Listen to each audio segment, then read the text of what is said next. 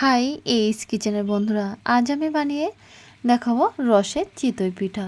তাহলে চলুন দেখে নেওয়া যাক পিঠার রেসিপিটা। রসের চিতই পিঠা বানানোর জন্য আমি একটা বড় পাত্রের মধ্যে 5 বাটি পরিমাণে, এই বাটির 5 বাটি পরিমাণ আতপ চাল নিয়েছি। এখন এই চালগুলো বেশ কয়েকবার পরিষ্কার জল দিয়ে ভালোভাবে ধুয়ে 5 থেকে 6 ঘন্টা ভিজিয়ে রাখবো।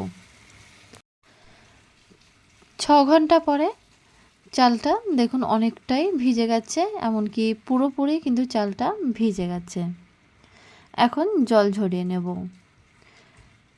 জল ঝরিয়ে নিয়ে একটি পরিষ্কার সুতির কাপড়ের উপরে ভালোভাবে বিছিয়ে দিয়ে চালটা শুকিয়ে নেব। কাপড় দিয়ে চালটা ভালো করে শুকিয়ে নেব। দেখুন শুকানো হয়ে গেছে। এখন একটা ব্লেন্ডার জার নিয়েছি, তার মধ্যে অল্প অল্প করে চাল দিয়ে বেশ ভালোভাবে ব্লেন্ড করে চালের গুঁড়াগুলো তৈরি করে নেব। দেখুন অল্প অল্প করে চাল দিয়ে চালের গুঁড়াগুলো কিন্তু তৈরি করে নিতে হবে, আর অবশ্যই একটা চালনির সাহায্যে এইভাবে চেলে নিতে হবে যাতে চালের মোটা গুঁড়োগুলো না যায়।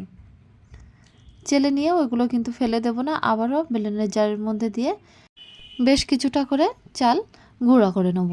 দেখুন বেশ ভালো করে চালটা গুঁড়া করে নিয়েছি।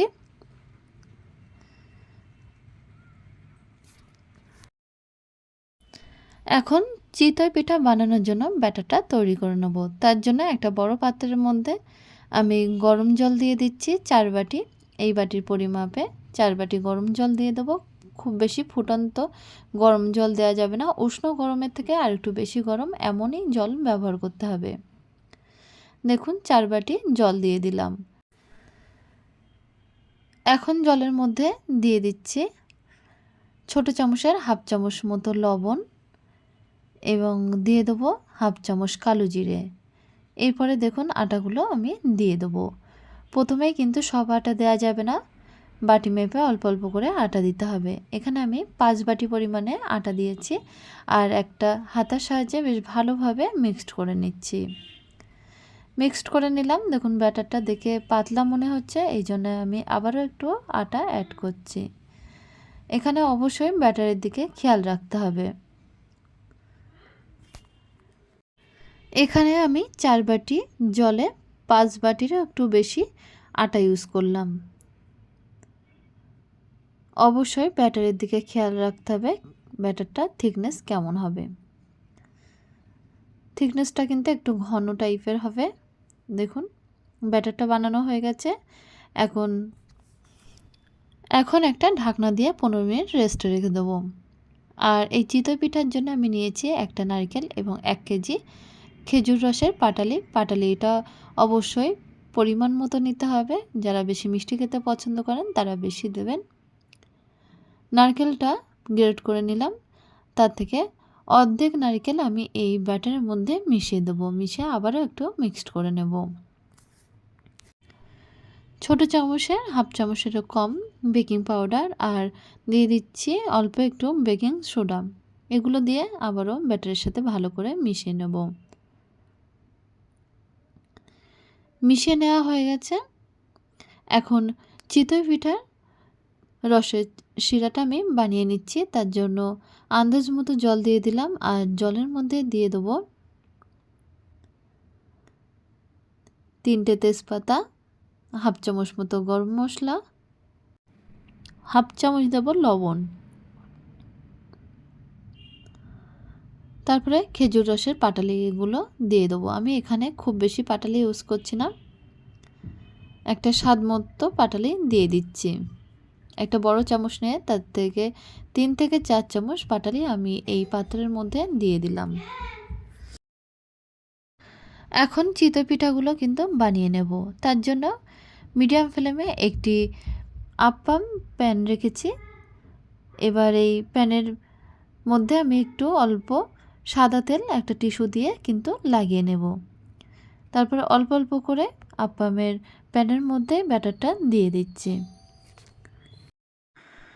ব্যাটারটা দিয়ে একটা ঢাকনা দিয়ে মিডিয়াম ফ্লেমে আমি 10 মিনিট রেখে দেব পিঠাটা একেবারে তৈরি হওয়ার জন্যে। দেখুন 10 মিনিট রেখে দিলাম।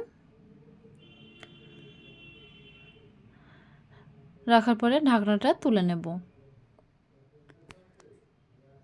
পিঠেগুলো কিন্তু তৈরি হয়ে গেছে। এখন একটা ছুরির সাহায্যে পিঠেগুলো তুলে নেব। দেখুন ছুরিটা দেওয়ার সাথে সাথে কিন্তু পিঠেগুলো একেবারে প্যানের থেকে উঠে আসছে, অর্থাৎ পিঠেগুলো কিন্তু হয়ে গেছে। সমস্ত পিঠাগুলো এইভাবে আমি তৈরি করে নেব। আবারও প্যানের মধ্যে ব্যাটার দিয়ে দেবো পিঠে তৈরি করার জন্যে। দেখুন ব্যাটারটা দেওয়ার সাথে সাথে কিন্তু জালি কাটছে। এরপরে মিডিয়াম ফ্লেমে রেখে ঢাকনা দিয়ে রেখে দেবো 10 মিনিট। 10 মিনিট পরে পিঠাগুলো কিন্তু তৈরি হয়ে যাবে। যে পিঠাগুলো আমি বানিয়ে নিয়েছিলাম সেগুলো রসের শিরার মধ্যে দিয়ে দিচ্ছি। আর এদিকে 10 মিনিট হয়ে গেছে, পিঠাগুলো একেবারে রেডি হয়ে গেছে।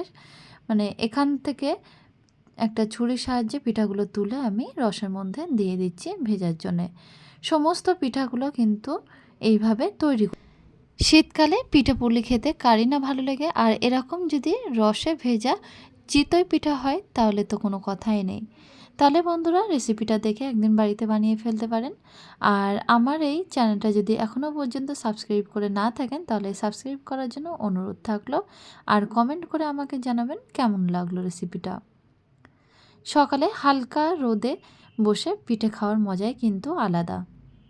একটা পিঠে ভেঙে আমি দেখিয়ে দিচ্ছি কেমন জালিদার হয়েছে। এটা খেজুর রসের গুড়ের সাথে খেতেও খুবই ভালো লাগে। এইভাবেও খাওয়া যায়, আবার রসে ভিজেও খাওয়া যায়।